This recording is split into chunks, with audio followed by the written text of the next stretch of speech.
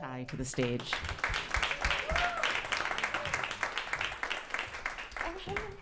This is for you.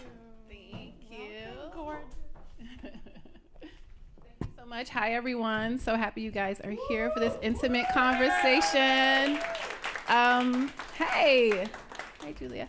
So before we get started, I wanted you guys to meet Cassandra Freeman. I know that Christina mentioned her, but Cassandra actually is part of the reason why I'm here.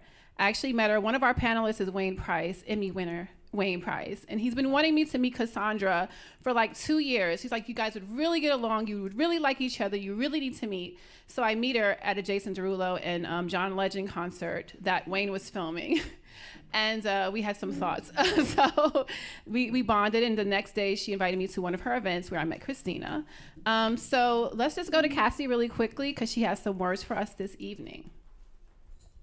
Hey, New York, and everyone streaming this. My name is Cassandra Freeman. I'm an actress, tech founder, and mom, and I just had to sneak away while we're filming this new season of Bel Air for Peacock to say hello and to say that I'm just so excited about the Grrls Creative Club and this historic residency. I mean, this artist in residency is the first in Web3, and I'm just super proud that Creatricity will be partnering with BGCC. Creatricity, what is this? Kind of like IMDb had a baby with LinkedIn plus more. It's a tech platform geared towards providing a high-level professional network and remarkable resources and exhilarating events in real life for actors, producers, and all sorts of creatives to help them build their teams and simplify collaboration efforts with one click of a button. We like to think of ourselves as innovating collaborations, sort of like Toni Thai being able to do this amazing event at the Greene Space. It's because she came to one of our events and she's plugged in to Creatricity. That's where the power is for creative people, and that's all that we're interested in. So have fun at this event. I hope to make it to the next one. Please, please, please. Isn't she adorable? I don't know if you guys have seen the new Fresh Prince of Bel-Air. It's just called Bel-Air on Peacock, but it's really good, and she's amazing. So we're gonna get started. I'm gonna hand this mic over so I can have my seat. I'm gonna put it right here. Oh, there you go. All right, and now we're gonna introduce our panel. First, we have Emmy winner Wayne Price, who is friends with Cassandra as well and put us together. So Wayne, come on out. Woohoo! Thank you. All right, next we have the beautiful Simone Berry. Her outfit is so nice. Wait till you guys see it. But she has a background in fashion. She is the founder of POC, People of Crypto. Doesn't she look cute?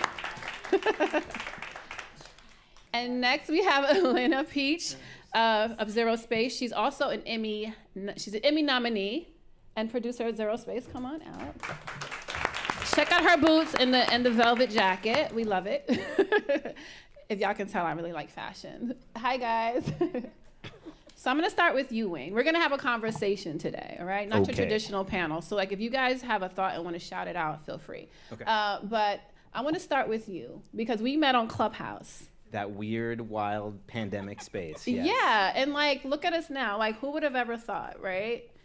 We met having conversations, and now we're having a conversation. IRL. Yes, yeah. But we also did a lot of film rooms together, and we talked about film and even advertising because we both have a background in directing commercials as well. Mm-hmm. So, you know, when we were having our meeting and talking about this, you talked about, like, well, let's just not talk about film. Oh, Warrington. Yeah. Hey, I didn't even know he popped up.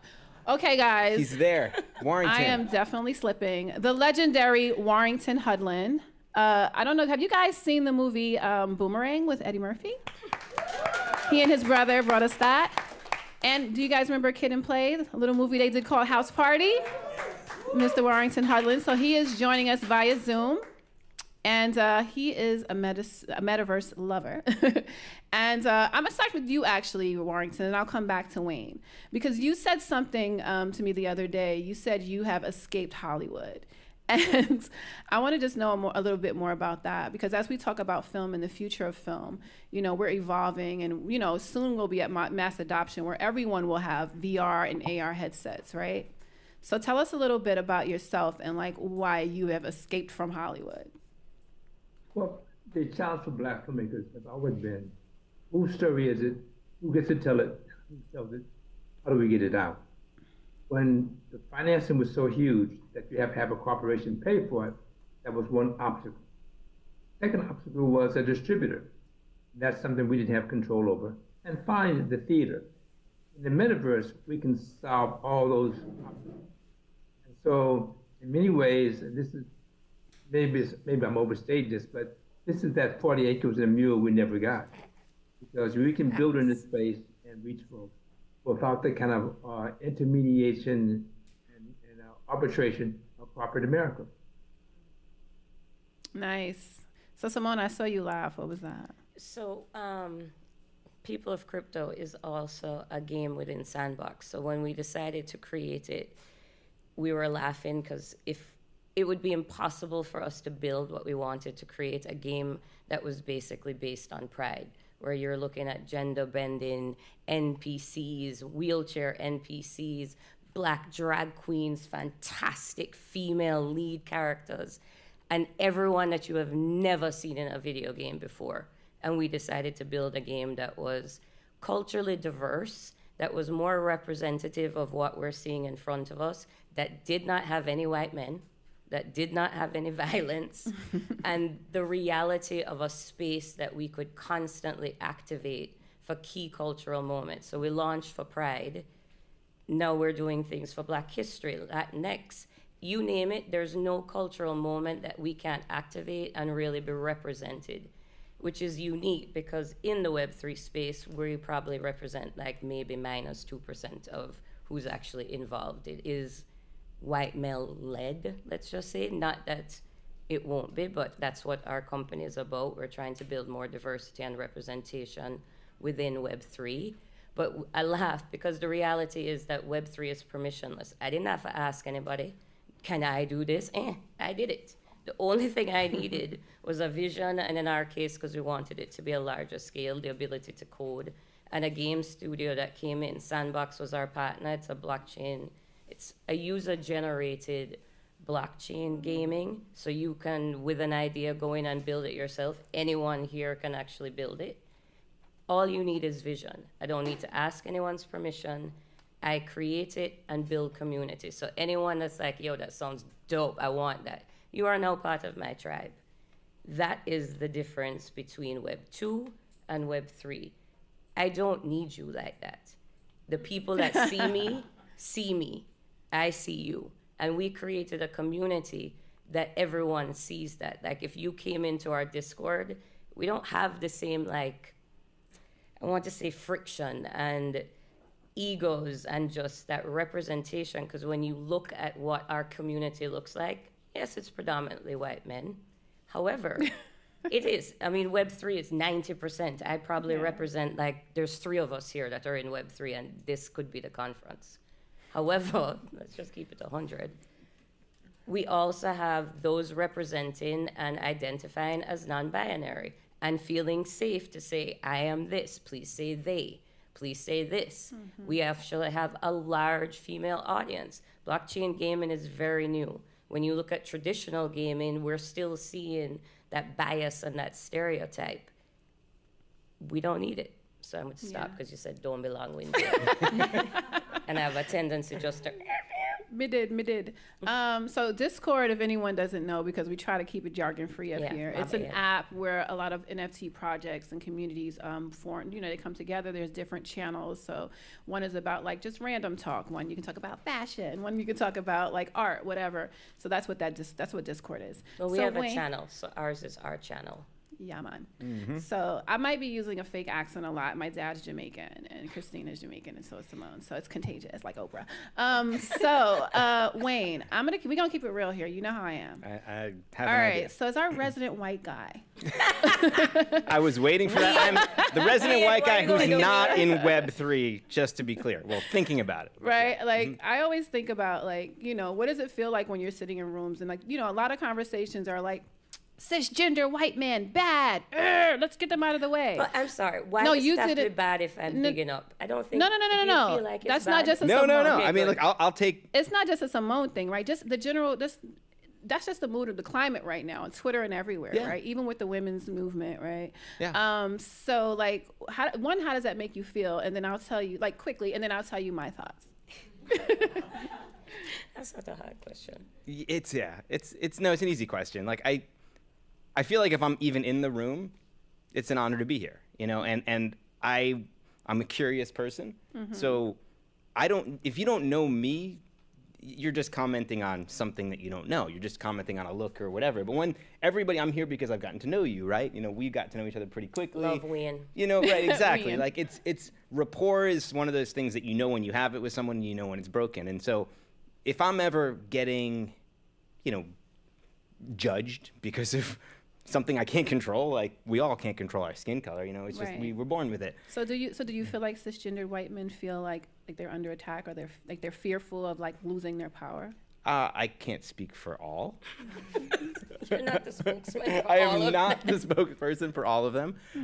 But I think there is probably a bit of an undercurrent of like that feeling, you know, that's out there. I mean, I would be lying if I said that, you know, I know that this is a public forum. I know that I am not only the only white man, I'm the only, well, actually that's not true. We have Warrington, who's here with us right now. I was gonna say the only male figure in here. And Warrington, I wish that you were sitting right next to us because we could get so deep, and I hope we I do. know. Because I just want to give love He's getting to. ready to go. I know he's getting ready to go. So I'm Warrington, gonna, when you want to yeah. jump in, can you just put like a finger up and stuff so we'll know like when Yeah. to let you in? Yes. I grew up watching, it's a great example. I grew up watching his movies. They have affected me. I didn't think when I was watching them that I was watching movies about another culture. It was actually access to, and I connected with the characters because they're human. You know, you can connect with people based on the trials and tribulations that they go through. That's storytelling. And that's really what this is about. So again, I'm honored to be here. If anybody wants to question me or ask me about Well, this you type know, of I stuff. asked you that because Why? when you and Simone and Warrington and I were on a Zoom, Yep. you said, you know, when I think about the story of America, you know, they were scrappy and things were messy, but they came together. And the three of us were like, I mean, what story do you know? And I'm like, well, you know, like our experience of America and the way we view it is not the same. And I Yep. was like, wow, you're lucky to have like the image of the view of America that they've taught us in school. But I think all of us are like, the Mayflower landed on us, you know? No, Plymouth Rock landed on us. Is that what Denzel said in the Malcolm X movie? So, and it was just really interesting to just like see things from your perspective, and then also like to, you know, just kind of help you see things through our perspective. But I do love the fact that like, you know, I think that it's important for us to have allies, right?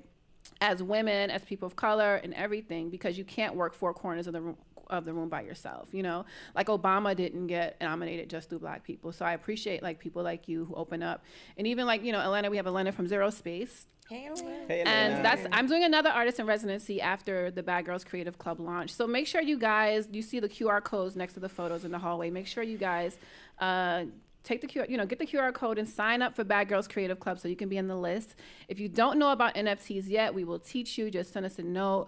But I want to talk a little bit about Zero Space and what you do at the Zero Space, about the metaverse and all that good stuff and the future of film. Let's kick off this conversation with you. Awesome. So hi, everyone. I am Elena Peach. I'm a producer at Zero Space. Zero Space is a virtual production studio / metaverse lab based in Brooklyn, New York. And for quick context, a little bit of story about us, and I told Toni this is not a push for me to promote my company, but just for context right now.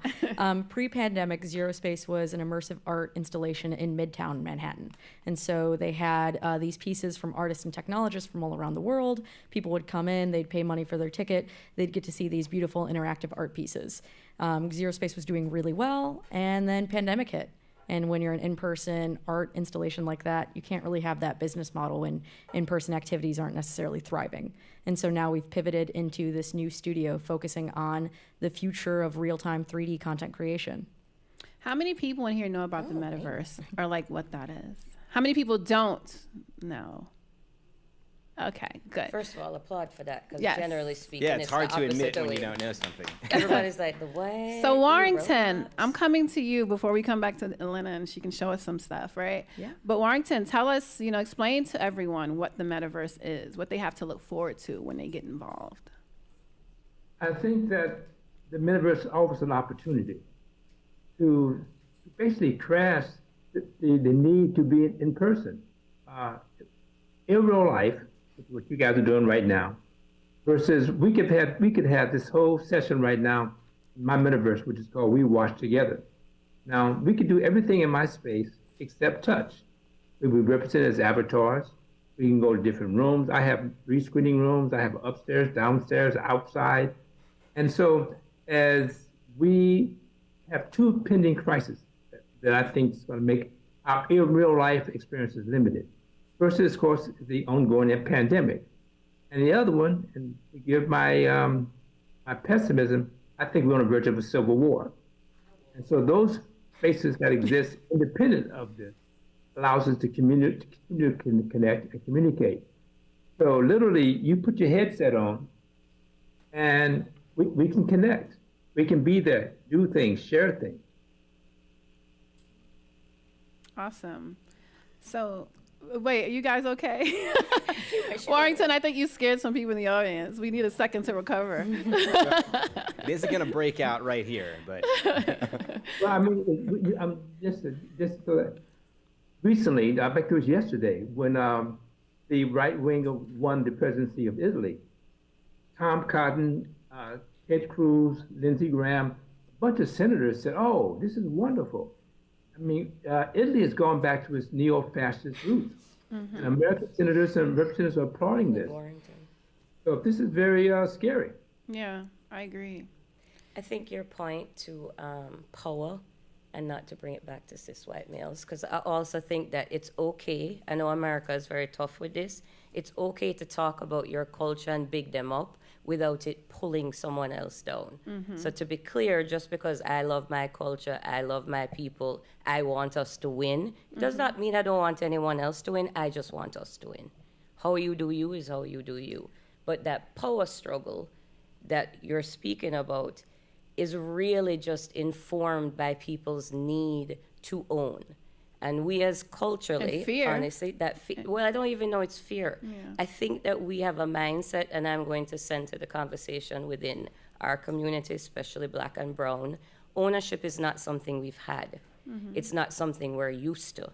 It's not a comfortable place. We're risk averse because we have always followed. The idea that no, you just create your own, and the fact that the 2 things we do the best, which is create and create community, is basically the foundation of all of this.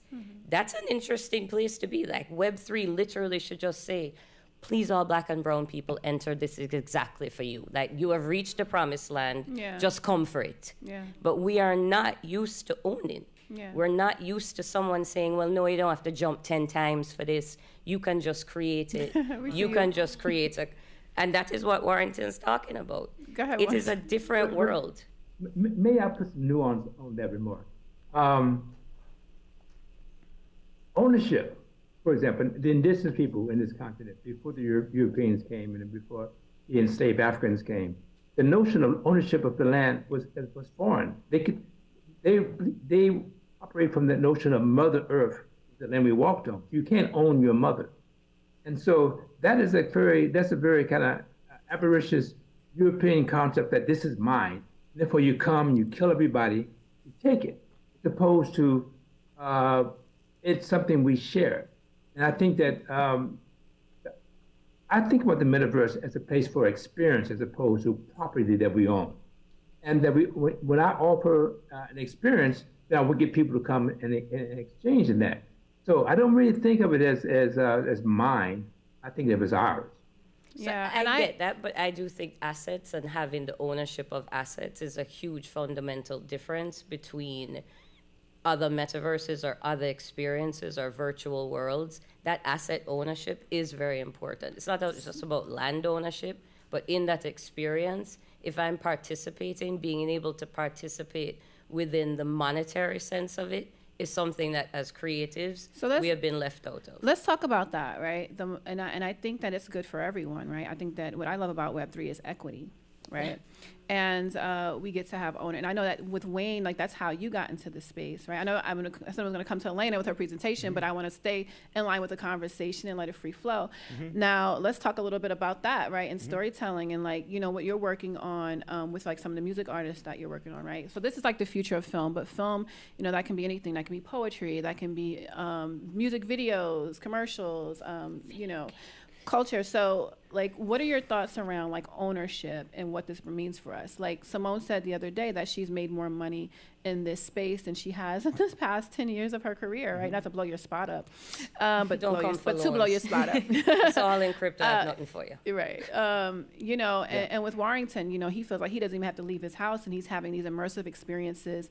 I mean, when he told me he was in a safari in Kenya recently, and an animal rolled up on him, and he jumped. And I was like, really? I got to go to that one. That looks that's amazing. So, like, what are your thoughts surrounding like just ownership in the metaverse and like what that means for artists and creatives and filmmakers, storytellers? Well, I want to zoom out, if it's okay, for a second. You know, when we started talking originally about this, it was about, you know, film with a connective tissue to Web3. Yeah. And I said, you know, Web3 is another tool that we have in our tool belt for telling stories, for connecting. Right. I mean, to me, if it's anything about storytelling is really meant for us to connect with each other, to empathize, to recognize another story, a trial and tribulation. That's what brought me into it. And I'm still pretty old school in that sense. Like, I still love thinking about stories and frames and blocks and putting them together. So Web3 is something that I've been aware of, and I've been trying to figure out what's pulling me towards it. Why do I care about it? When I hear commentary like yours, and no, seriously, when I hear artists that I trust, that I have like a good sense about, talking about how they are excited to own something and to be able to tell their stories, like even Warrington talking about years of dealing with gatekeepers at Hollywood, and I'm sure you can share many stories of that, not having to... I don't want to depress anyone, but I'm concerned that we should not see the metaverse or Web3 as a place to install toll booths. I mean, I think that well, at least for myself, I'm not interested in going that direction to set up a bunch of toll booths, and I think that we can set up another kind of economy where we don't have to, you know, buy a ticket, for example, and so that is, to me, that's appropriate for the 21st century notion of how to interact with this space, not to say this is mine and this is my toll booth, pay me. You out. I don't think So we're saying yeah, that, I though. mean, I think. What'd I you don't say? feel like we're saying that. Wait, Yeah, no. Go ahead. Tony, Okay, good, if good, I may, good. I just want to just finish the thought, because there's a couple of different frames here that we can look at. We can love the explore. framing. No, really, like I see frames Share as the literally storyboard. like the box that currently Warrington's sitting in, the frame of this room. The metaverse has all sorts of nebulous frames, but it's a frame. And then like even podcasting. Like podcasting has become extremely popular. Long form podcasting, which is, we're not even looking. You know, you can listen to conversations that go on for hours. That's, I mean, how basic can you get? Unedited, long form. And I think these are all tools that we have for storytelling. So when you talk about the future of storytelling, I think in many ways, even right now, we're sitting in a room together, we're sharing stories. I think that's the essence of it. So like, we can't forget, for me, even though I love the idea of, to your question, of ownership and having equity and truly democratizing that, where people who have been told for years are trained that there's no easy entry point. That's amazing.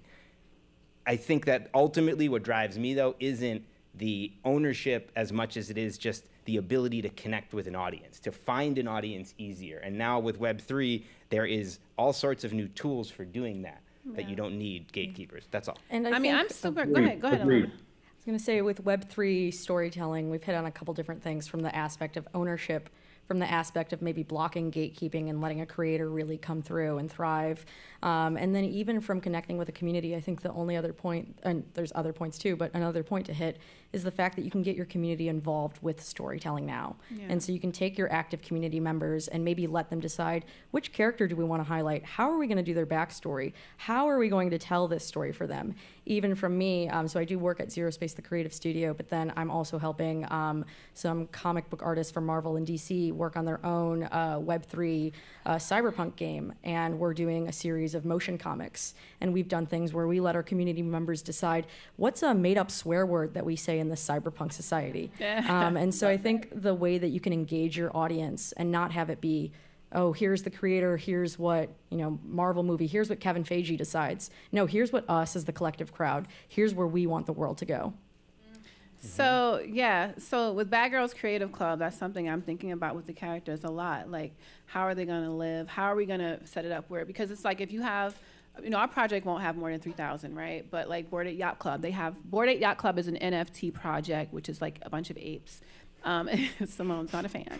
I'm fine with them, but it's okay. But anyway, and like, so there's like maybe 5 people in that community who are able to monetize, but the other 9,000 something They're people. all able to monetize. They're all able to open monetize, but who is actually going to do it? Who has the connections? You know what I mean? Like, you could give me, like, I have like oddities, like Moonbird Oddities, which is another like fancy NFT project. And they're like, yes, do whatever you want with it. And some people are like, yeah, I'm gonna go to my friend that works at Fox Studio and get this made into a cartoon. But everyone doesn't have those connections. So I'm even thinking about like, how do we make it where, you know, you might not have that particular one or that relationship, but if you guys have the same traits are like a hat or a hair color. So if you all have that same trait, then you can kind of get like a fractional share of whatever, whatever happens with a character that has a similar trait as yours. Because I don't, right, I got you guys. Wait. So what excites me as well is about the future of storytelling and filmmaking is like, not only that, where, there is kind of gatekeepers because everyone can't afford to mint an NFT, which is buy if you're not familiar with the word mint, right? So they're like, oh, it's only $200. That's a lot of money for some people. $200 plus gas fees. Yeah. And the gas fees can be double that. Mm-hmm. Yeah. And like, so with Grrls Creative Club, we're going to have a scholarship program. So you guys, surprised, you guys are going to all get a free Grrls Creative Club NFT, by the way. I'm excited. But you're going to get 2 though. You're going to get 2 because you'll have to find someone in your life, in your community, preferably not in New York or LA, who doesn't have connections and relationships, and gift them one of the NFTs.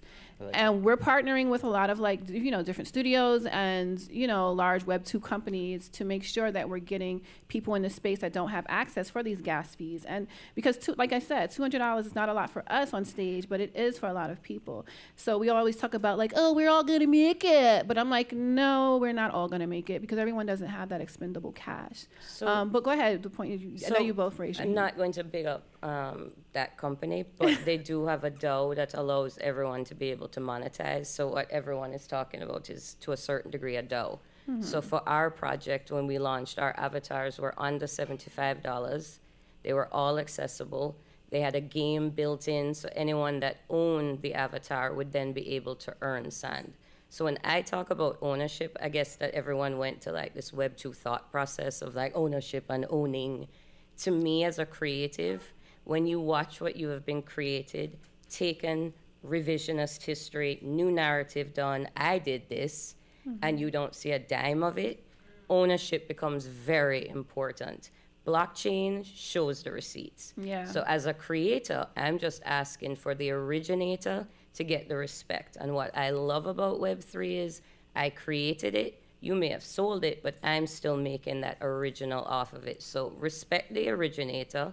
Web3 shows all the receipts, and access, to your point, is very important. Be creating projects from the bottom. Yeah. Bored Ape Dawn, these PFP projects were built as a monetizational model.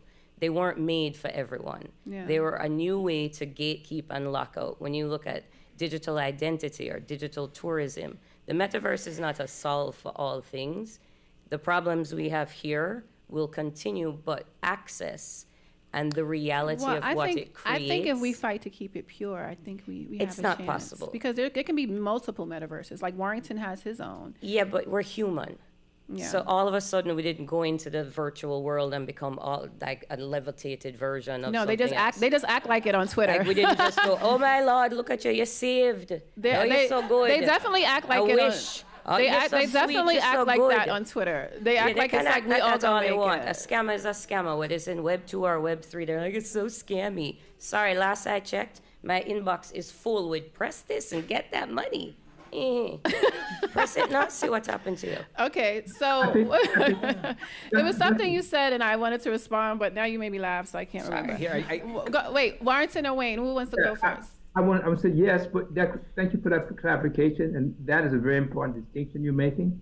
And I can, as a person who made a film 30 years ago, they grossed $120 million. Damn. And I own 20% of the movie. I own 10% of the movie. Wow. I get 0. So I can personally vote for that kind of concern. Yeah. So I think you're right. Blockchain, I'm a big believer in blockchain. Yeah. And smart contracts.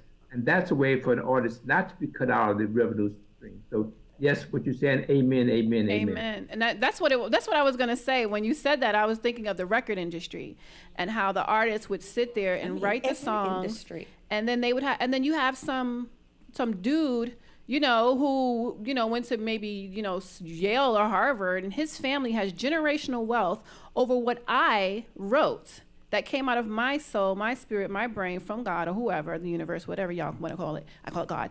And it's very offensive. And that's what makes Web3 attractive to me. Like you said, the blockchain has the receipts. And there's been conversation recently where there's been people trying to use these new technologies, new apps called like SudoSwap, where they can go around creator royalties. Creator royalties, for anyone who's not familiar, is when you sell an NFT, some people can get 5%. Some people elect to get 10%. It's usually the most you'll see. You can actually do whatever you want, but that's greedy. So there's some people who collect NFTs who care about creatives all of a sudden. They're like, well, one guy, we were in a Twitter space. He's like, well, I mean, why should I, lose money if your NFT project, if it's not doing well, and then I should be able to swap it for free. I'm like, okay, good luck. But with my project, if you do that, like you said, the blockchain records everything. So if you swap mines out on a free exchange and don't give the creators of the project their royalty, then you will lose your swag, your perks, basically, which we call utility in Web3 and NFTs, right?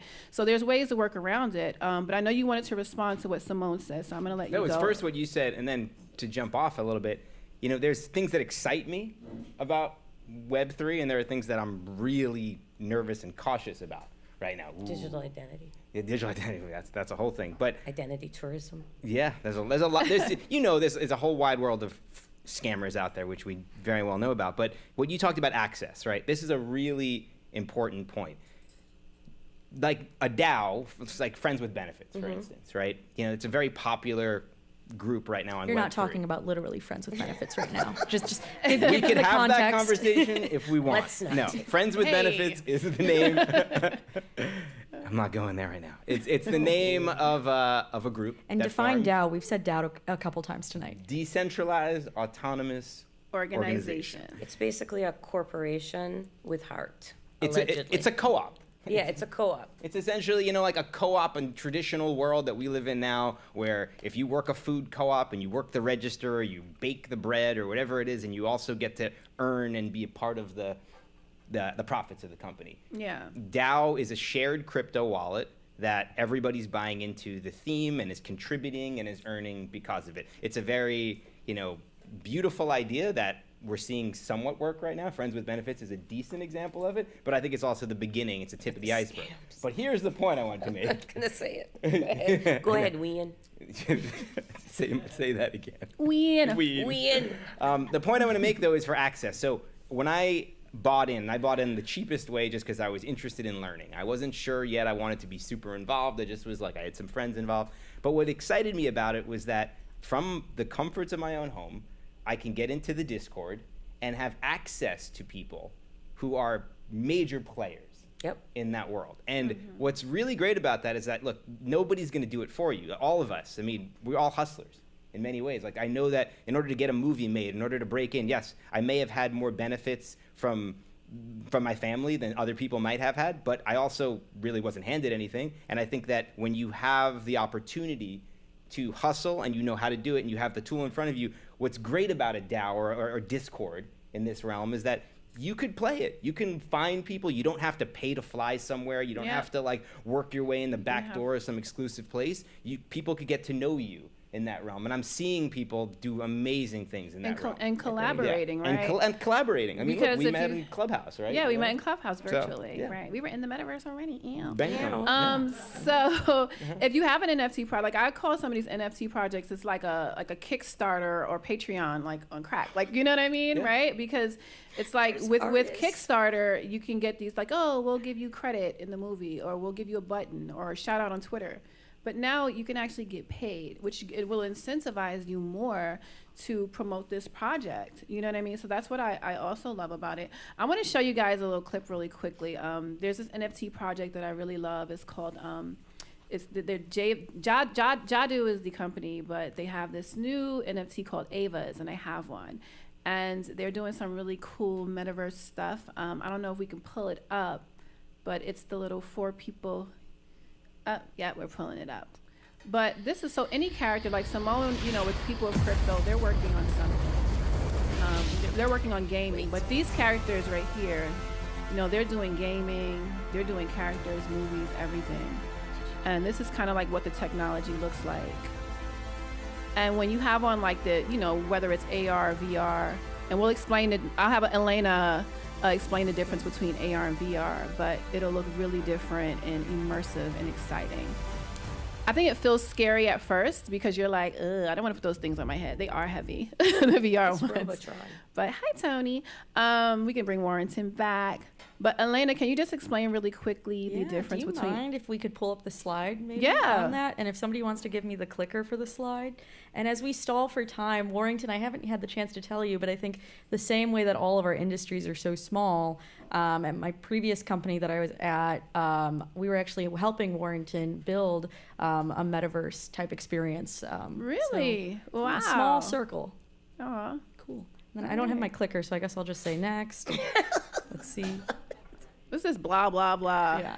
Look at this. But I think when we're talking about filmmaking in the metaverse, and I'm going to go super quick, so that way I'm not taking up too much space or time. Awesome. But like even thinking about the notion of filmmaking, like it's not necessarily how we perceive. They're going to the movies right now. Like content is really going to change in how we experience that content. So when we're thinking about like future technologies that are happening, there's virtual reality, augmented reality, and then mixed reality. So virtual reality, you have something like a headset. You are fully immersed in a virtual environment. Augmented reality, maybe you have something like your smartphone. Like and- Pokemon Go. Yeah, Pokemon That Go, was filters AR. on Instagram, Snapchat. Yeah. Your device is acting as a window into another world. And then mixed reality is now these digital elements are really interacting with your physical world to make something that's completely immersive and realistic. Isn't this fun, guys? So here's some examples. So mobile, which we just talked about, or headset AR/mixed reality. And I think the really impressive thing on that GIF is the fact that that cube is digital, yet it's going down the stairs as if it were a real object. And not only as headsets and get more powerful and get more lightweight, but it's also looking at the ability of compute power, machine learning, computer vision to be able to recognize your environment and then see how can we overlay these digital objects so it feels like they're really there. And then virtual reality, something like 360 video, so placing a camera in a real environment and then being able to capture that real environment, or building a completely virtual environment that's interactive and digital.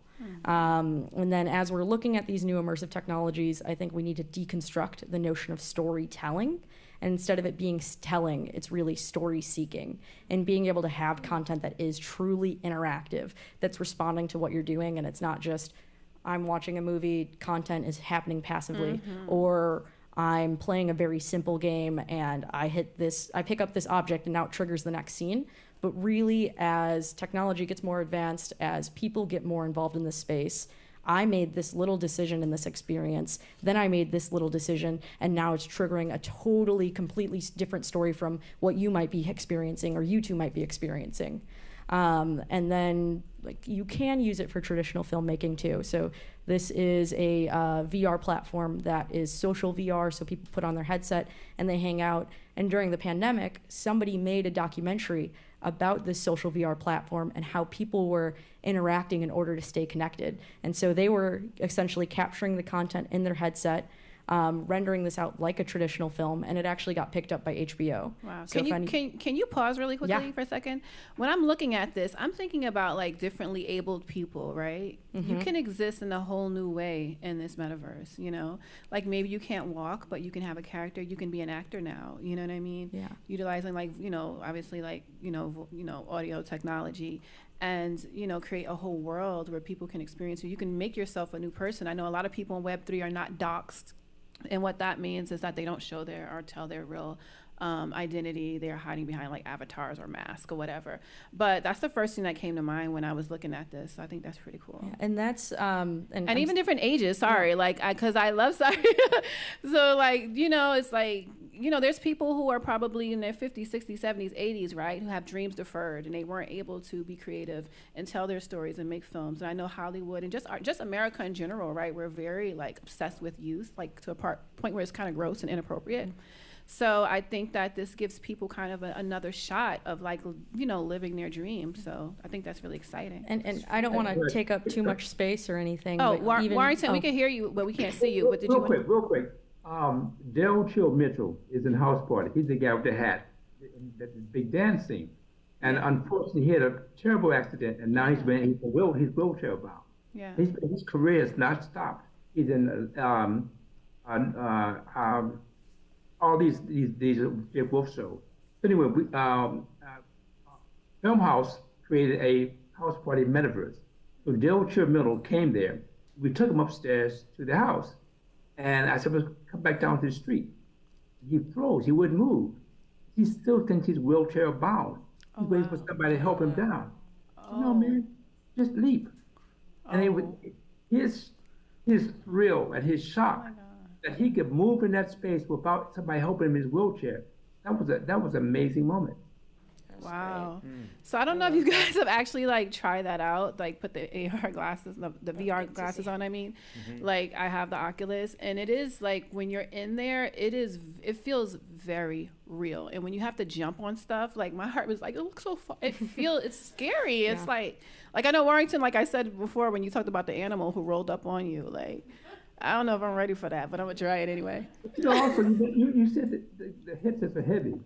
I mean, I sleep in mine. I mean, maybe I'm a bigger guy. You're obsessed. That's why. Yeah, I'm not ready for all of that. No, you know why it's heavy? Do you dream Okay, in VR? Yeah. maybe it's not that heavy. I did watch a Netflix show on there once, but I also use Supernatural, the fitness app in the in there, and so I'm like boxing, so it does get heavy when you're like, bop, like you're trying to beat up this air. And that's probably why it feels so heavy to me. So maybe if you're just watching content, it won't be. But we're still early on. Yeah, we're early. I think I like to tell people it's as if we're in the 80s right now, and I'm telling you about this cool thing called the internet. And people say, "Oh, the internet. the I don't VCR. need that." Yeah. And now, It was Betamax. raise your hand if you haven't used the internet today. Nobody. Right. Exactly. I also think that's why it's not really Web3, like what we're talking about. It's a whole new way. I always use the example, so a light bulb. No one really understood what a light bulb would create for the Industrial Revolution. People in New York would go and watch a light bulb turn on a street, watch a building turn on. No one had any clue. This one little thing, tiny, affected us in so many ways to the point that we don't. That's what we're talking And about. I bet you when that a is light what bulb, the blockchain does. I bet you when a light bulb was invented, people thought it was the devil. I'm sure they thought it was the devil, like They thought everything else. television was the no, devil, people are going and to be able radio. to rob all the. There's always going to be somebody that says change is wrong. To me, because when they're you say scared. Web3, it's actually a disservice to what we're speaking about. That's It true. is a totally new transactional and monetization model. We will now interact. I don't want to say love. How we will move through this new world, and let's hope we move nicer with more empathy and kindness, but will be different vastly. So how you are preparing for that movement. For instance, if I knew about the light bulb, I'd be preparing a lot different. If we knew about e-commerce early, like the people that created half the things that we now use every day, how would you prepare for it? So I would ask everyone in this room, how are you going to prepare for this metaverse? I am not, the VR part, I prepared by creating a game. I believe in the gamification. I think it's an easy bridge to what we're all talking about. I don't know that I want to walk around with But goggles it is on. really expensive to create a game. It is not, actually. You No? can go right now, I can show you on Sandbox, and you can create a basic game. It's not, Sandbox? it's not for, if we're talking about Epic and the levels that you're talking about, it is very expensive Yeah. because they don't want you to create a game. So if people in the audience want to go on Sandbox today, do they need to? All they need to know is Vox Edit. You need an internet connection, you And just need a a computer? computer, and you need an idea. I suggest the idea first, Oh. and then move backwards. You know, I didn't understand what your accent kind of threw me. I'd be like, idea? Is that virtual glasses? No? Okay. Idea. Quick observation from your point here. Bringing it back to filmmaking. An independent film was made called El Mariachi back in the day. Anybody ever seen Oh, El yeah. Mariachi? Oh, Does anybody know how much it cost to make that film? $10,000. $7,000. How much, Warrington? $7,000. $7,000. And I've sit with Robert Rodriguez. We've had a long conversation. He's a brilliant, wonderful person. But to the same point, you don't. It's about the idea. It's not about like, oh, I can't do this unless I have the budget of Activision. Yeah. You know, it's like just have an idea and connect with people. And honestly, the point of this Literally, conversation, just create and connect. Who does that better than us? Like, I feel like everybody gets the terms, and to your point, the jargon and the idea. It's so overwhelming. Just start with what you know, which is the creativity. Yeah, I love Create, create, Yeah, and connect, and then and you will Rodriguez, make money. He's made, capitalist. he's gone from that movie.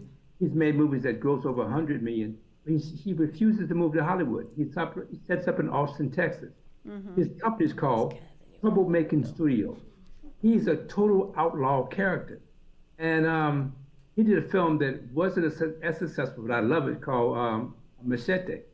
And it's to me, it's almost the closest thing to Smoking Fan People's Sweet Feedback. It's outrageous. Oh, yeah. Yeah, and so he, as a personality, he switches back from being total revolutionary independent movies to very popular commercial movies like Spy Kids. He's an amazing guy. Yeah. I mean, and I really want people to walk away from this feeling inspired, right? And I love that Simone made that point that I didn't know that you can go in Sandbox and make a game today. But So this I is the think thing, that, there's you know, so it's much important you to can just, I want people to kind of start thinking outside the box and, you know, you have, you know, less limitations. Elena, I know you were doing in the middle of your presentation and I jumped in, so let's just get through that really quickly. Okay. And then we have a surprise for you guys because storytelling has so many different faces. So we're gonna like finish this up and then we're gonna get to the surprise. So I'm going to be super quick so we can get to the surprise too, but I think this is more just the technical, what type of technologies are coming on the horizon, but even looking at things like virtual production, which is really where now traditional filmmaking might be heading in terms of building the environment in a game engine, and then you broadcast it out to a stage with LED screens. Most recently, this is how Disney did The Mandalorian. And so it's a way to really maybe speed up and make the production process more efficient. And this is actually at the studio that I work at in Brooklyn. And then additionally, you can do things like motion capture too, where maybe you have your avatar and you can suit somebody up in a motion capture suit. Yeah, the guy on the right, actually, that's someone just wearing that suit. Yeah, doing somebody that. wearing the suit, and this is at Zero Space seems too. really expensive. And this is a way to like streamline maybe the traditional 2D or 3D animation process. So And then there's magic that you can do where you can now put somebody in a motion capture suit and take their avatar, broadcast that to a virtual production stage, and then have seamless interactions of real people in a digital avatar. And even, shoot, it's zoomed in right now, but once it zooms back out, the thing on the left is actually a CryptoPunk that our studio turned into a virtual avatar. And so you could do things like take somebody's PFP project and figure out, okay, how can we bring that character to life? And that's it. That's so fun. Okay. That seems expensive. I'm All right. super impressed. I got to pay a visit. Yes, for sure. All right, pricey. so so I wanted to show you guys one little clip really quickly, and then we're gonna get to the surprise. I kind of like. So if we could pull up, because we're talking about storytelling, right? And you can even think about education, right? And all the different things that you can do. So I want to show you guys this little video really quickly. Do you guys have it? It is kind of like the next iteration of like education and what education can look like in the metaverse, right? This is something that I found on the metaverse Instagram page. And this is, you know, imagine when we were in school, right? Seeing the human body like this, right? So now they're picking the muscles, right? Now this is the skeleton, right? You get to see, now you look at the circulatory system, right? Now they're going to the bones. Ugh, now we're seeing gums and lungs. That is scary. Oh my God, that's what we look like under this. That is what we look like under Let's this. just hope in air. But it's like, study it's more to men me, than it's just women. really interesting to see, don't like, see it you know, what last. this technology can do. So now on to the surprise, which we're going to connect to that video that you just saw. But we want to bring out our special guest for this evening, Miss Dana Marie, Broadway star. She is going to, she has a story she wants to tell us. Hello. And if we can put the lights down on us, yes. So this is just an excerpt of a larger piece about growing up in New York City in the 80s and 90s. And while it was very wonderful and avant-garde, there were also other societal things happening and how my young mind internalized that. Now, ladies and Jolly Ranchers and nasally toned singing voices, I'd like to give a shout out to all my neighborhood Queens kids. especially those of us 80s born, rocking two-tone double-layer socks in step with the newfound energy in hip-hop. Sheila E. wannabeing, Run DMC posing, door knocker earrings for all the round-the-way girls, braids swinging, beads clacking, cigarette smoking, hailing. This is for the kids who remember when Thriller came out. Covered our eyes at the end. Watched Jem and the Holograms by day, pretended we were Janet and Rudy and Whitney and Whitley, lent our ears to Latifah, who told us to call us Queen. Rallied around Light when she made it known we had to have our roughnecks, snaked for Robbie, Bobby, Ricky, and Mike, ran that man for Chris, Mark, Red, Dave, and Ro. This is for the kids who remember all of a sudden seeing little glass tubes with colorful caps in the small patches of grass between sidewalk edges. Who started that game? Who remember all of a sudden hearing that looking could get you killed? So a shout out to the kids who looked down at the sidewalk on that bodega run for your mother. To the introvert kids who got in trouble for not saying hi to the neighbors on the way back. This is for the kids who didn't grow up playing on grass, that was for decoration, gated and protected from the likes of little black bodies tumbling in its softness. My knees still hold the scars. And our mothers kept us inside. And our mothers kept us inside. And our fathers chased cracked out fiends from our driveways while we were safely inside. And maybe that's why I yearn for slides, because I never seemed to get enough of them as a child. And I don't have nearly enough memories of seesaws, only that I never learned to trust them. And maybe that's why I yearn for picnics, because we didn't get to sit for hours in the grass watching ants march across our department store blankets. Maybe that's why the thought of wrapping any food to take on a journey excites me just a little. Maybe that's why every ounce of me wanted away and out there, away from here, because out here was a minefield, and way out there could be my field. Because I only have memories of running on concrete for the short time that I could. And still, my best dreams happened on the block. And still, my best dreams happened on the block. And maybe that's why home sometimes felt like prison tied up in a love letter. Because we all practice freedom in our minds. Maybe that's why it seems a bit of us left, and some of us stayed, and the rest of us always comes back.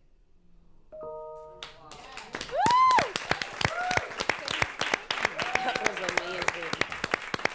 I feel the sun. I got chills. I want to keep clapping. Are you tearing up, Simone? No, sorry, darling. So that was very vivid, right? So good. And when we think about storytelling and this new medium, right, Web3 technology, right? Like, what are some things, we just looked at that video with the skeletal muscle-y thing. I don't know what it's called, the body. I'm like, what do you guys think could be some ways to like really bring some really immerse somebody into that world, right? Because that's what we can do with the technology now, right? We can actually go to the 80s, be on the block, see the little crack vials. What are you guys' thoughts? Like, when we talk about like monetization for creatives, I see you, Warrington. We'll come to you first. Actually Dana Marie sold an NFT. I was talking to her about NFTs last year, and she teamed up with an artist, and they wound up selling their NFT for $10,000. Oh, 5,000, my bad. Oh, my bad. Okay, 5,000, close. But congratulations on that, by the way. But the resale will get there. But the resale will get there, right? And then, so every time someone else buys that from the owner of it, then they'll get like a 10% As of long that. as it's written in a smart contract and Yeah. it didn't teeth you. Yes. So, Warrington, you had your hand up. We're going to go to you first. Yes, and your question is, what are we going to do in this space? And I have to note that this conversation keeps going back to the monetization, which should be happening, but your question begs another question, which is, for example, last year, a couple years ago, I was a judge for the Tribeca Film Festival for the immersive division.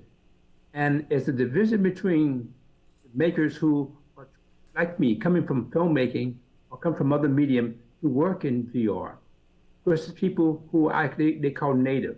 They didn't have to work in another form. They are native VR producers. And their imagination is amazing because there's no baggage. And so the future that's, I think, most exciting will be for makers who are not already a filmmaker, musician, or even a writer. These are younger people who grew up in VR and therefore have a creative and imaginative freedom. And I don't know what they're going to do because I'm not that person, but that's who I look to, what the future might foretell. Awesome. Did you want to go next, Wayne? And then we're going to wrap up soon. We're going to introduce you to some special guests in the audience and then take a couple questions. So +1 to everything he just said there. Yes. Where my mind was going when you're asking the question was, we were just sitting in the presence of a master or somebody who has been working on her craft as a storyteller, as a poet. For decades. That doesn't just happen. I mean, that's like you get there by practicing, right? And so what I see with this it's a new landscape. What Warrington was just saying is that you can take an amazing poet, an incredible Oscar-winning filmmaker, and then give them tools in Web3, and that's a new landscape for them. They haven't practiced it yet. So what's exciting is to take somebody who's maybe young in their first foray into creating, is working with the tools that Elena was showing us before, and saying, here, spend your time, work your way up to becoming a master craftsman in that space. And then that's exciting to see, I can get creative with where that story could take me, thinking about what's possible. But I just loved closing my eyes and just listening to it, and in a very, the way that you can enjoy music without amplification still, when people just play. Like that's, I think the ultimate is that even though all these tools are existing there, I hope that we don't lose the very basic foundational elements of like listening to a poet and closing your eyes and not needing anything else. I think it's exciting what's on the horizon, but also that was incredibly exciting as it was. I agree, and I'm unapologetically going to double down on monetization. So I actually because, and I would here's share- why. Creatives get taken advantage of. And I'm feeling like I'm about to get emotional, but there's way too many legends and artists who die broke.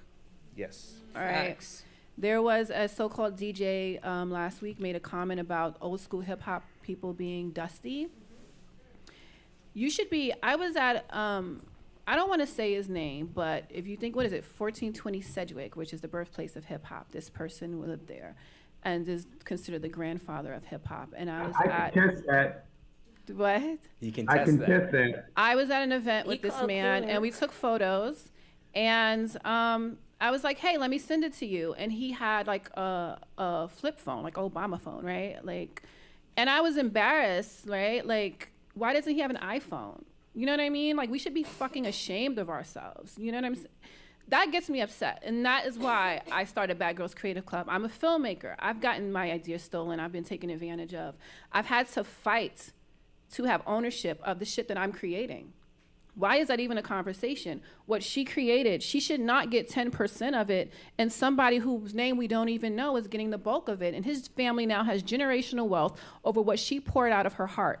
That is not cute, and that's what we have accepted, and that's why I'm in this space. So, I'm gonna be quiet before I I think go. that I don't think Simone, hold on. Warrington, what were you gonna say? But that problem is not new. Duke Ellington, his manager, forced, I think it was on A Train. People take advantage. And so this is not new. I think you're right. We should figure it out, but let's not presume that this is new. And the barriers for us not to be taken advantage of are the same ones. Do we have the kind of financial literacy and negotiation clout, the ability to say no? You know, Simone, I think you made a point about that earlier. He talked about financial literacy. I think there's like this fear of the unknown. And it's like, we have to, we have Bridget Barkin in the audience. She's an incredible, incredible actress. She does a one-woman show at, what's the name of the place? The Duane Park. The booby place. And she's incredible. She's been doing this since she was a child. She was actually she's on ice cream. Like if you go to Walmart, her face is on some ice cream, Baby Bell or something, right? It's so cool. She's poured and she's been in a lot of films. She's been in HBO films, major award-winning films. You know what I mean? And it's like she needs to be protected. We have the lovely Melissa Rowley, who's she's in the film space, and she's going to speak in a second. But the work that she's doing is really important. I'm really happy that you're here. We have Julia Clem here. She's at Equinox, and she's in the space. And, just figuring out ways to kind of like bring the community into, and reward, the Equinox members, where they're not just paying a membership, but they're part of a community and getting rewarded back. So we want to hear from you too. But this is what the whole core of Grrls Creative Club, and make sure you guys scan the QR code outside. It is about community. I'm about community. I'm from Harlem. I grew up in a community that, hey, okay, good dear. I grew up in a community that rewarded you and applauded you for being your authentic self, right? If you go to Harlem and someone, they'll be like, I like those shoes. You're wearing that hat. I like that dress. And you're just like, But there's a reason why you don't see superstars from Harlem, because we're so cocky. We all feel like we're famous already. And I want everyone to feel that way. It feels good to be around people that are doing well, feeling good, looking good, right? And I think that's important. So that's what I really want. Don't start. Keep going. Keep going. Well, but that's emotional. That's not business. I invite you, I encourage you, because you're such a brilliant organizer of a presentation. There could be a panel of lawyers. I've had fantastic lawyers, and a whole bunch of Black and Latino lawyers who could talk about how they protect their clients. How maybe they'd miss some deals. Let's not. Yeah. Because I don't have an experience with a brother, but let's not go. Well, I hear that, but yeah, and so I'm just suggesting that the artist shouldn't have. Well, the artist is well served by making an alliance with someone who went to law school, who knows what they're doing, but most importantly, are willing to walk away. I've read every line in every contract I've ever signed. Artists don't do that. No. Then they get upset. Well, that's why we have smart contracts. You have to read You the still have to lines read it. off. You still have to read it, but you can write your own when you create the content. Is Lady Phoenix here? But you're not smart. There You're she not goes. smart. You're gonna get ripped off. Right. That's not gonna change. Yeah, and someone. the Technology developer isn't has to magic. show you. It's the mindset of people. All right. So thank you, Warrington. That was beautiful. And thank you to all the panelists. You guys were I amazing. do think, though, we should. We have to wrap soon. So I do want to hear from some people in the audience. Lady Phoenix, can you come up here? Just come take one of these seats in the front. I want to hear your thoughts on this really quickly.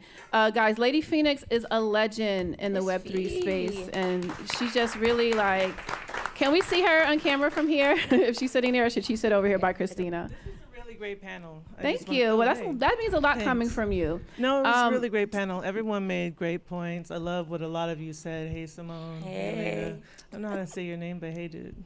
Win. It's That works. Win. How do you pronounce Wayne, it? but if you saw the movie It's just Shotas. Wayne, like Wayne's World, but if you want to say it in No, it's like Wayne. Wayne from Wayne. Shotas, not Wayne's Okay. World. Cool, man. Thanks for everything you guys said. It was actually quite valuable to hear how people who are moving the space are really thinking about the space and talking about it. Because when we began these conversations long ago, nobody knew anything really, and people weren't standing up for themselves. Respectfully, sir, I'm have to disagree with a lot of the approach to how you're advocating or suggesting artists learn about business. I think that being an artist was never about business, and now with Web3, or what Simone is saying, just the beginnings of this new evolution or consciousness, that business skill is now required and expected, but it wasn't before. And it's not just like a light switch where it's just like, hey, you're selling stuff now, so you should know how to operate your business. It's not that simple. Creatives, their ideas live in the world as entities because they've put their soul on it. So it's hard to be in a place where you're literally giving birth to something and also be thinking about the Amazon order, if your husband remembered to pick up the dry cleaning, or your partner, to be thinking about if your lawyer is cool or not, and really going over the contracts and advocating for you and speaking up for the project in the way they should and getting you the best deal. Sorry, my heart is beating fast because this is also something that's super important to me.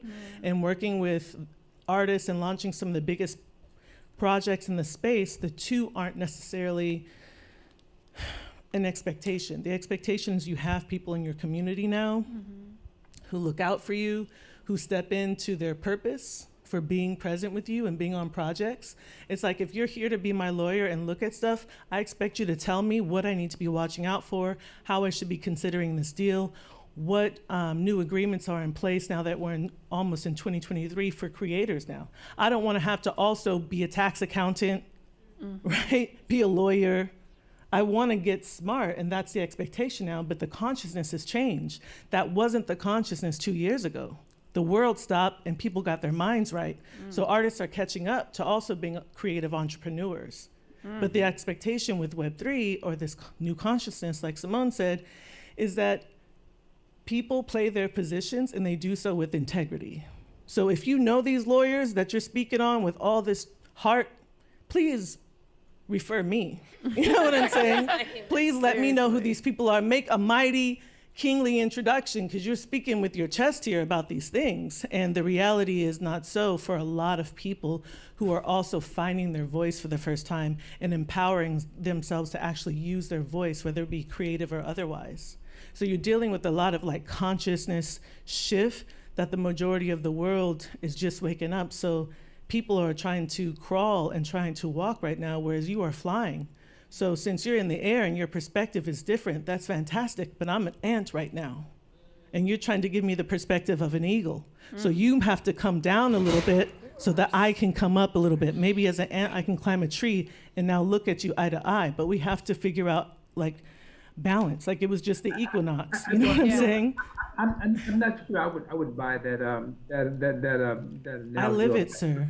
That you are having your experience, but the majority of the people in this space, that's not their experience. No. I started with no experience, but I made good business decisions. But sir, you are a senior man. Yeah. A lot of the people in this space are like 23, 33, 43. Wait, let him finish. When I was 23, and it was a bad deal, and I walked away from it. I think that if we were doing, I would be doing a disservice to you. It let you walk out this room thinking that because the technology is going to change, exploitation is going to end. If you're not willing to take responsibility for being involved in decision-making process, you don't have to go to law school. You don't have to get a CPA. But if you don't pay attention, then you will continue to be exploited. I agree with you. And I think think that wasn't the consciousness. That's now the consciousness with with Web3. We're different. No, same. Nothing's changed. People will take advantage of you. That is endless. Yeah, I think, and I think Simone, you even made that point, right? You're like in Web 2 or Web 3, scammer. But I think it's purpose. Go ahead. What is your purpose? What are you trying to do with this technology? Yeah. It's new. We don't know. Do I love VR? I love what Lady Fee did. By the way, you guys got to check out her project. That was Brianna's purpose. Garden. It was that created Taylor. a pathway and an understanding, because I am not a fan of VR. I want it, to your point, listen to poetry. I don't want a screen to see the lion. I want to see the lion come to me. What Lady Fee created was absolutely, I cried. I took off, I bawled, I put them back on, I cried, because there was purpose. So what is your purpose? Yeah. What are you using this technology to build? Yeah. How many times in your life have you been at the intersection to actually create something that could change how we move, how we transact, how we monetize? Monetization is important. And as far as I'm looking around, a lot of black and brown people, we need to prioritize that thought and stop putting it to the bottom. Yes. Y'all gonna make this panel go longer when I tried to end it, because we got special guests here and people want to eat. Sorry, my bad. All right. Now, but I love this passion, and obviously you guys can see why I picked these people, and I'm so honored to have Lady Phoenix here. She also has another project. She also did the Meta Gala, which is like the Met Gala in the metaverse in Warrington. I feel like you guys are kind of saying the same thing, but I think this the passion and the pain, you know what I mean? Because a lot of us, I'm in this space because of painful, experiences, you know what I mean? So if Hollywood wasn't so scared, I mean, I'm very connected, but I still don't like it. I was like, I don't want to be around y'all all the time. This is not cool. The reason I'm in the metaverse is because I am not going to be exploited. Right. And you're also going to take Simone on a safari with you, because you just heard her say I she will wants to not be taking that safari. the safari in the metaverse. You can take me inside of the bank and show me where to lock them. That's all I want to say. Warrington, what is the name of it, by the way? So if anyone in the audience wants to come check it out with you, because you said you don't even need a headset to come into your metaverse. You can just go on your laptop. For example, I don't want my metaverse is based on it's browser based, not app based. Okay. It's WeWatchTogether.us. It's open 24/7. Just log in on your laptop and walk around. but there are apps. If you have an Oculus headset, they're made by Meta. Then you can go these other very elaborate games and destinations, etc. But mine is very straightforward. Okay. But again, All right. but the thing is, this is not magic. I remember when cable came in, it was, oh my God, cable. And then VCRs came in, but the same exploitation continued. Yeah. So I caution us not to think that this is a new day. It's the same day in a new joy. Fair. But Fair. also the mind is new. That's where I keep this. This is, we are together on this bridge, but this is where maybe you have an extra plank that I don't, because the consciousness is what's new. You're right. The technology ultimately and the opportunities are very similar, but what's different is people are more awake now. People are effervescent, right? I think I hear what you're The saying. soda was I think flat before. Now it's bubbling. I think That's the difference. I think for some of us, not It's everybody. definitely ready for me. I'm ready to come war. Because a lot of people are still being very low vibrational. I'm like, you didn't work on yourself during the pandemic. but You it's- are being very ugly, and I don't like it. But it's again, it's like So, popcorn. yeah. Not all of us are gonna pop at the same time. Yeah. Right? Some kernels get that hot grease and respond right away. You got bars. Do you rap? Yeah, I'm saying. I'm I'm rapping like, now. yeah, we at a pop the- concert. I'm We like- all. You got to come back Friday. I got a surprise. So wait, all right, let's come over to Melissa. Everyone welcome Melissa Rowley. Hey. Do we have a mic for her? Yes. Thank you, Lady P. You were having such a colorful conversation. I feel like, what am I going I to know, talk about I don't want now? it to end, but I don't, they keep giving me the wrap up. Yeah. But yeah, just tell us a little bit about what you're working on, and if you have any questions or whatever. But I want to Sure. know, because you're doing some really amazing things. Well, yeah, first of all, thank you for having me and all of us.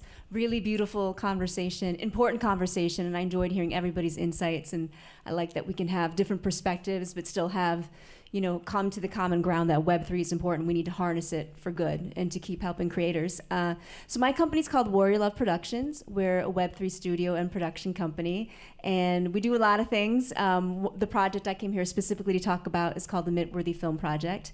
We received a grant from an organization called Near Foundation. They're the foundation of a blockchain called Near Protocol. There's a lot of foundations run by blockchains, and they have money to give to creators. So I want you all to take note of that for those of you who don't know. There's We're a in lot a bear of money market, going out but right there is now. still money circulating lot. around despite the bear market. So I was talking to someone there and I said, my background's in journalism. I want to help storytellers. I really want to help indie filmmakers understand blockchain and help them make their films with NFTs and DAOs. And she said, how about I give you a grant to break up into smaller grants to give to filmmakers? And I was like, it's like you're walking through my brain right now. 2 months later, it happened. And in addition to providing $10,000 grants to 5 filmmakers that we selected from around the world, we're providing Web3 education. We're doing master classes. We did our first one last week with Jordan Bain, who I think you know, right? That's my girl. Jordan is an OG in the Film 3 world. Film 3 meaning the convergence of Web3 technologies and film. She actually sold She's the as first- OG as you can get because it's a very new space. She did the first scripted NFT film. Yes. NFT. Yes. And she's just remarkable woman, incredibly generous with her time and her spirit, and she just wants filmmakers to have a chance.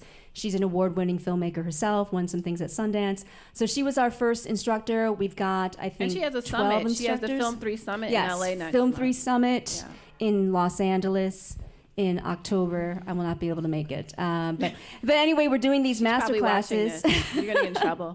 I'm going to send it to her. She'll be really thrilled. We're doing these master classes, and our filmmakers, in addition to being required to be educated, getting into these onboarding sessions, they're required to mint two NFTs to promote, support, franchise, and help distribute their film. We're taking them through that process. Nice. They'll be premiering their films in Decentraland in January. Nice. We might do an IRL event at Sundance. We got to get our stuff together to get that going. So Decentraland is another metaverse. It's the community owns it, kind of like Sandbox. Sorry. All right. It's small. It's a little. It's Very all right. different. It's different. It's but, different, but it's a just- metaverse platform. For people who don't Yeah. know, we're not going to go get into the whole woods of it. It's a but metaverse yeah. platform, but it's been such a rewarding project because there's so much talent out there. There's so much Yeah. talent there. We received over 100 submissions from short filmmakers around the world. Their only requirement was that it be a short film. that they want to learn about Web3. Only one of them has a Coinbase wallet. Most of them, they had very little knowledge about Web3. We've got a Nigerian filmmaker making a poetry-based film about LGBTQ issues in Nigeria. We've got a Kenyan filmmaker making a film about solar punk. I don't know if any of you know what solar punk is, but imagining the world kind of like Wakanda, but like climate action based. Okay. We've got. And if anyone doesn't have, she mentioned the Coinbase wallet, so that's kind of like that was my first wallet. Some people get MetaMask. I started with Coinbase. Coinbase was my first one. MetaMask was I'm not second. trying to go to jail. Hey, Julia. Yeah. But yeah, just really amazing filmmakers, and our goal is to do one other cohort after this, and then really evolve this into. It's called the Mintworthy Film Project. We want to become Mintworthy Studios and create a DAO and a fund and create a whole movie studio out of this. So yeah, so that's what we're doing. Thank you for letting me share. Yeah. And any filmmakers in the house, make sure you talk to her because there's a lot of money going out right now, so there's no excuse. We're gonna go. Let's go to Julia next. Julia, she's right there. Near is fantastic. I'm really tracking them. I agree. So next we have Julia Clem. She is, tell them what you do, your position, your role at the Equinox and Soul Cycle, which I don't like because it's hard. But just, you're from a brand, right? You're coming from a brand perspective in the Web3 space. So how are you using it to, I'm Julia. I run a bunch of things at Equinox Group. I'm probably run our venture fund and the business development and innovation. And we have Equinox Fitness Clubs, which you might know, hotels, Soul Cycle, Blink Fitness, and a bunch of other brands. What's interesting about this, though, is I do come from a brand, and I'm going to have a little bit of a different take on it, which is I kind of came in here and I'm looking at the market, and what I'm seeing is a massive health crisis. You guys are all here hustlers. You're going there and you're grabbing opportunities there, but it takes to feel good to be able to hustle. It does. Mm-hmm. And so, I'm looking where the world is going, and metaverses or not, like social network, Web 2 show you this, that you can fake everything. You can fake you're rich, you look good, are you this? I mean, metaverse, you can even make your own avatar. Like, it can be skinny, it can be whatever. And I look at the market, there will be one thing. There's literally only one thing in the world that you will be not able to fake ever. It is how you feel. It's actually that simple.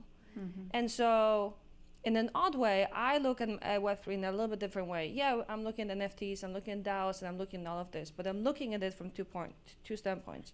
One is Web 1. We know that Web 2 was more engaging than Web 1. I mean, that is just that is fact. We also know that the tools that Web 3 provide is more engaging than Web 2. So I'm looking at the Web 3 tools to be more engaging because I know the product we sell, Equinox or anyone else, which is to sleep more, to eat well, and exercise, is actually the prime core of things to make you feel good. So if I can encourage you to build better habits by using tools of engagement, I won. So that's one. Two, as a brand that is luxury with capital, we shouldn't be talking about Web3. Like, I'm waiting for the times when no one calls NFT and NFT. I'm not asking if my Net-a-Porter website is built on SQL. I don't know what's built and I don't care, right? And so it's the same thing. I want to onboard all of you guys and then more people. And so as a brand that's been there out there for 30 years, I want to make it very easy. So one thing I'm looking at, it's actually not that sexy but very simple. I want to transform every single Equinox app into a wallet. So we don't talk about a wallet. I don't care what wallet you have. You just want to store NFT. So if I can onboard you in a way that's easy, on the one side from a brand standpoint, and two, use the tools like DAO, like voting, to spur your motivation to build better habits, to then ultimately you can feel good, I think we succeeded. And I hope to be the brand and to do it for other brands too. We all should be doing it. That is a corporation. I love that. And I need to be partnering with you with Grrls Creative Club. Yes, and that's why I have all these people here, because I am very big on a collaboration. And actually, the QR codes are also on the table. So make sure you guys sign that and get on the list for it. It's next to the photos, but it's also on the table. I don't see phones out. I need y'all to sign up. Okay. But thank you so much, Julia. I really appreciate that. Do we have time for a couple questions? Like one, two? How many? Oh, okay. Any questions? Anyone in the audience have a question? Raise your hand. We just answered all of them. No questions? It's all done. Okay. Processing the knowledge. Because we've been talking a lot. All right. So we can wrap this up and play some music. But yeah, I want to thank you so much, Warrington, the legend. One of my first panels I was ever on was with Warrington.